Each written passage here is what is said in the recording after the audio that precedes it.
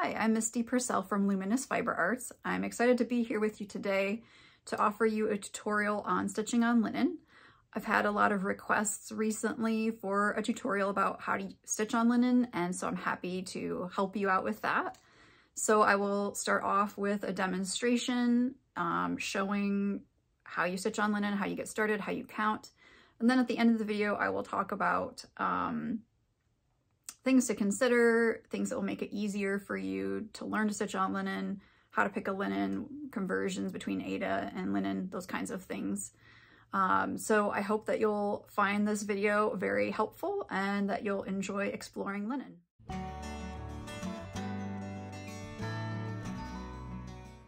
So the first thing that you want to do when you're stitching on linen is start in the same place you would start on any other fabric. So if you start in the corner, you'd measure out from the corner 2 or 3 inches, whatever you use as your margin. If you start in the center, you're still going to need to find the center. So that's what I'm going to do first. And in this case, I'm using stretcher bars. So I'm not stitching in hand. I'm just going to find the center and mark it. But it would be the same process if I weren't using a frame of any kind. If I were just going to stitch in hand, I'd still find the middle or the corner, whatever I was going to use.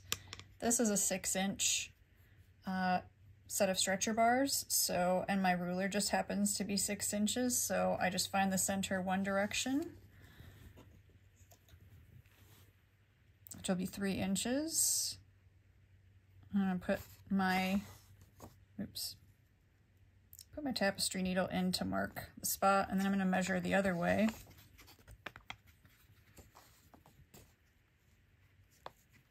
And see, I'm not quite in the center, so I'm going to move that. Okay, let's check it one more time.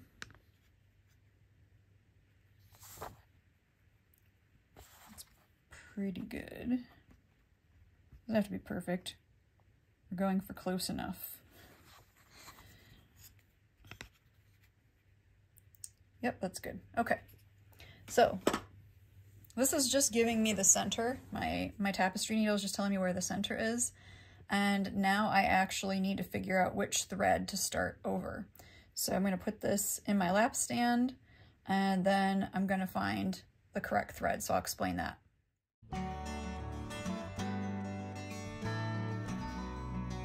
So what we're looking for in our fabric is a spot on the fabric, which will be like every other hole, where a vertical thread is crossing over a horizontal thread, and then we're going kind of below the horizontal thread and to the left of the vertical thread.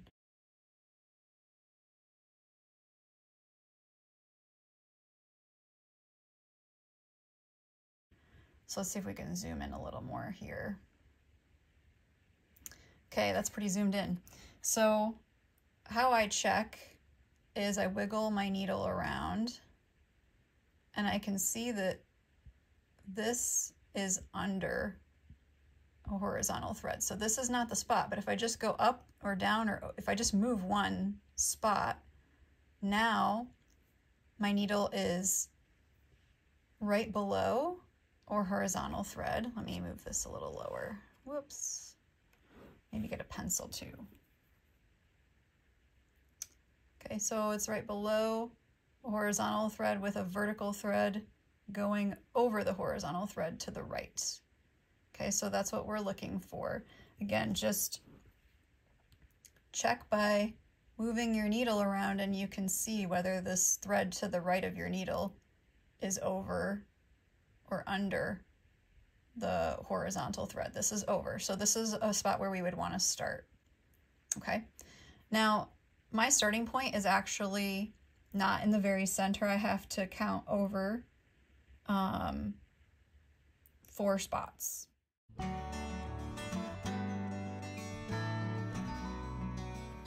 Okay, so remember I've got my spot marked where I'm going to start. You can just kind of move your needle around in the space so it's really big and obvious where you need to start your stitch. If you're starting from the back and you're holding the thread on the back, then you'll come up in the spot that you just made. I'm going to show it both ways. I'll show it as though you're holding the thread, and then I'll show it with a loop start. So we'll start with just if you're holding the thread on the back. Okay, so you've come up here. Let's zoom in a little. And now you need to figure out where do you go next. So you're going to skip over a stitch in the middle and go into the next diagonal stitch. Right, so here's, excuse me, I should say hole in the middle. So here's your starting point. You're skipping this and you're going here. Okay.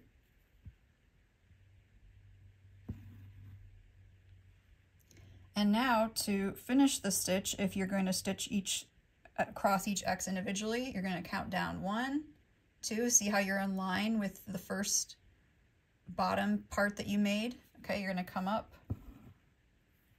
and then to cross your stitch, you're going to skip the center, which is covered up, and you're going into the top. So see how on the top there's a hole in between this leg of the stitch, hole, and your last stitch. So you're always skipping a hole.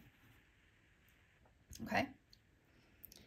If you did not want to cross your stitches individually and you just wanted to keep going across and then come back to cross your stitches, then instead of doing what I did there where I crossed it, I'm just going to keep going. So I'm going to skip the center and go to the next one, right? I'm going diagonally from the bottom, skip one to the top. See how there's a hole here in between where I'm going to go and where I just went. That's what you want. So you're going diagonally, skipping one. There's going to be one in between that you skip as well. You're just ignoring that. You don't do anything with it. Okay, then I'm going to count downward, skip one, come up. Diagonal, skip one, come up. Downward, skip one, come up. Okay, you would just keep doing that, and then again, when you want to cross your stitches, you're skipping the hole in the middle. You're going back in where you were at the top. Now you're going to go straight down and you're going to come up where your thread is at the bottom.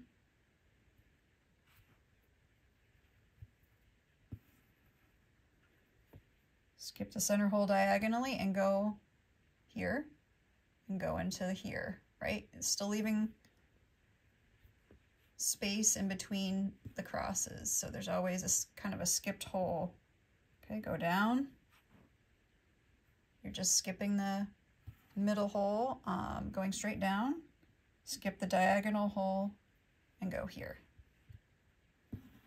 Okay, so that's how you do it if you're going to hold your thread on the back and start your thread that way. Now let me show you how to do it if you're going to do a loop start.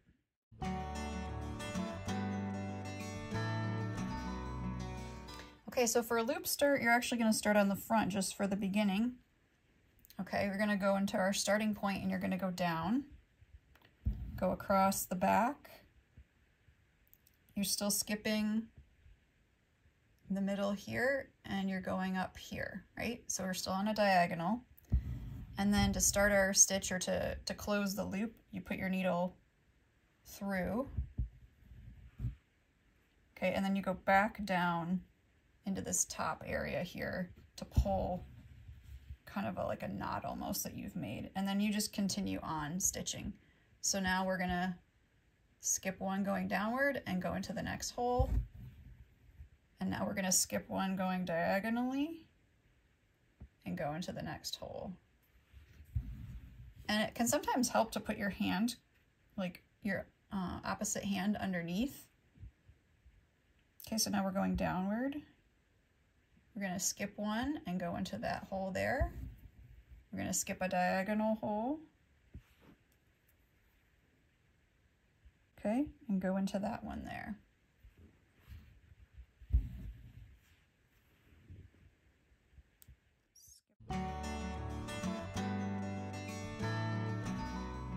Okay, so now I need to count down from my first X on the left, and there's 5 spaces on my chart between that X there and the next X I need to make. So there's 5 spaces, but I need to count down 6 because the 6th spot is where my next stitch goes.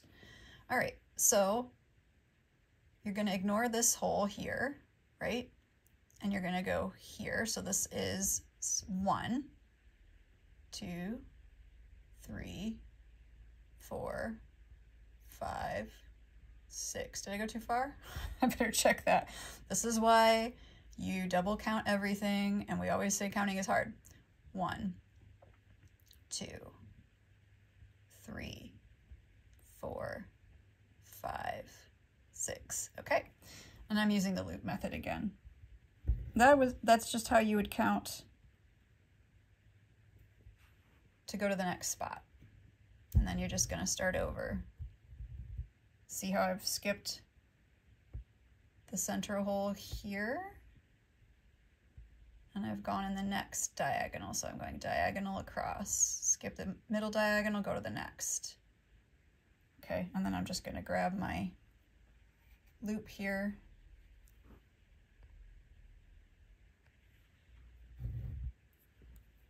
Go back down into the hole that I started in. So this is pretty zoomed in. Use as much magnification as you need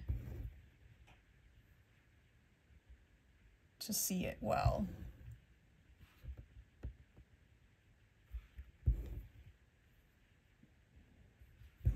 And I'm just demonstrating it. I'll zoom in again a bit more.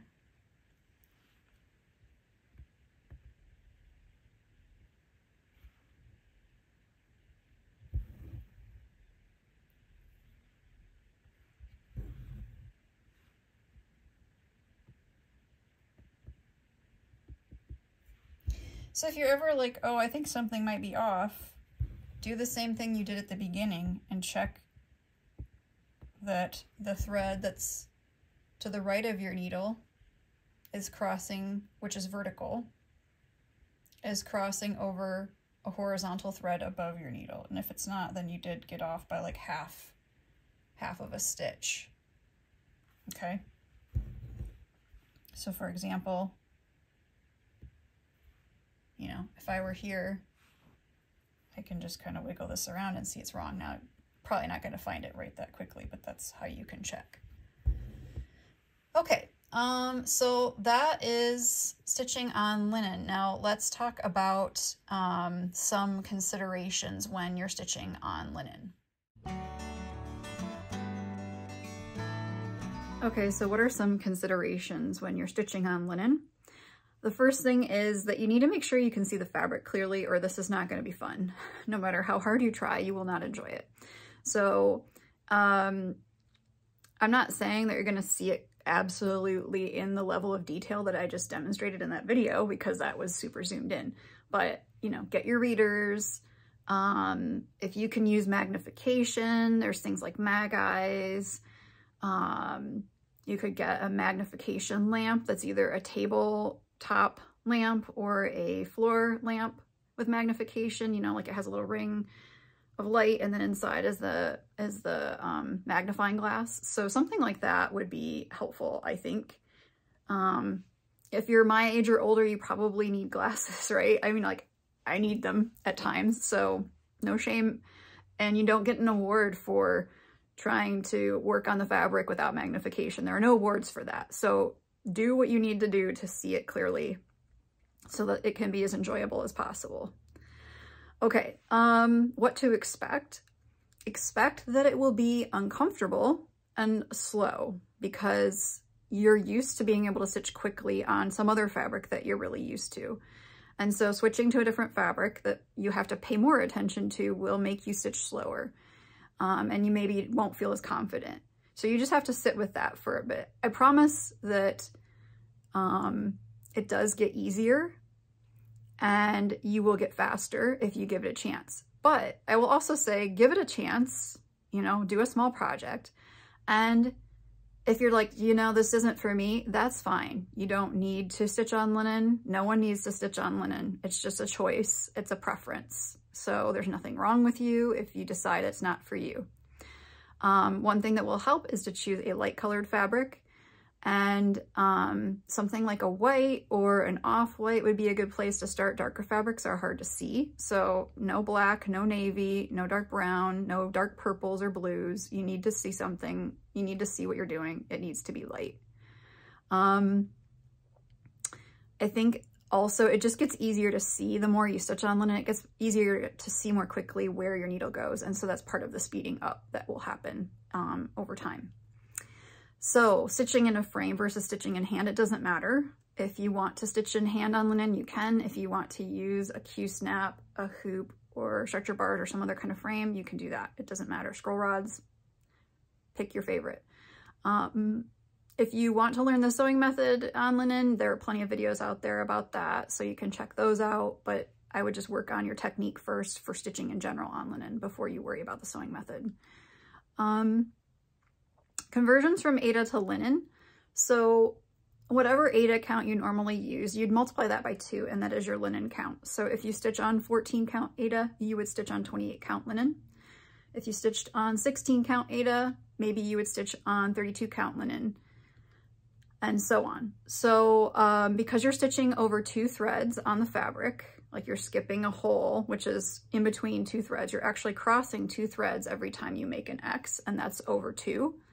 So to get the same thing as Aida, you're dividing it by 2. So in linen, there's 32 threads per inch, but you're skipping 2 of them when you make a stitch, you know, you're skipping over. So that's why you would divide by 2 and get 16 count Aida.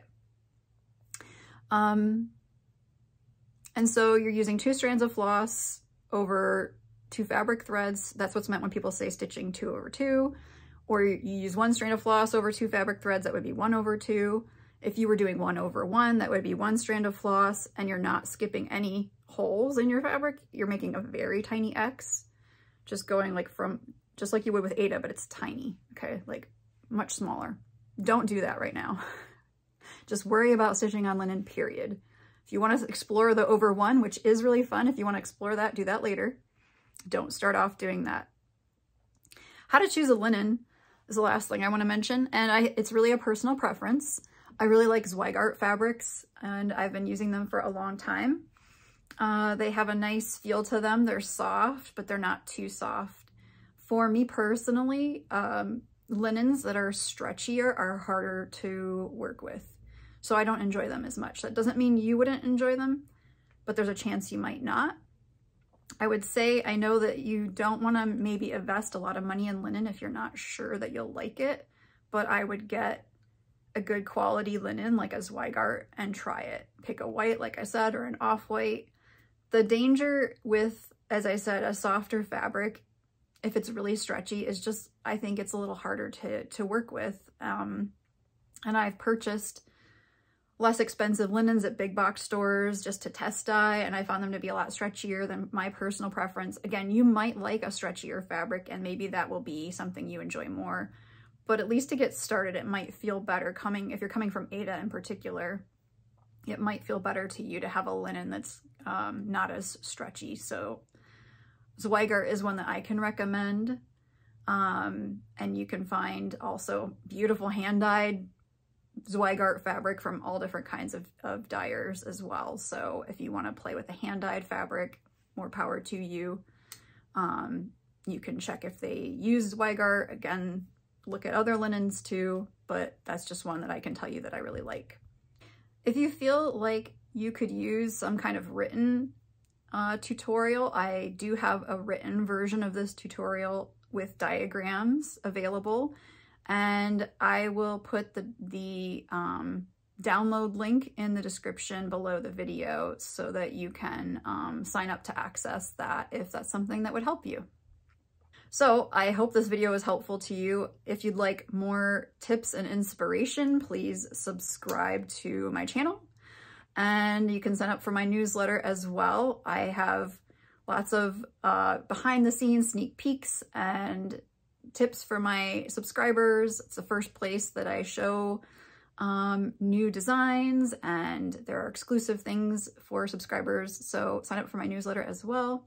I will put that in the description below the video. Thanks so much for watching, and happy stitching!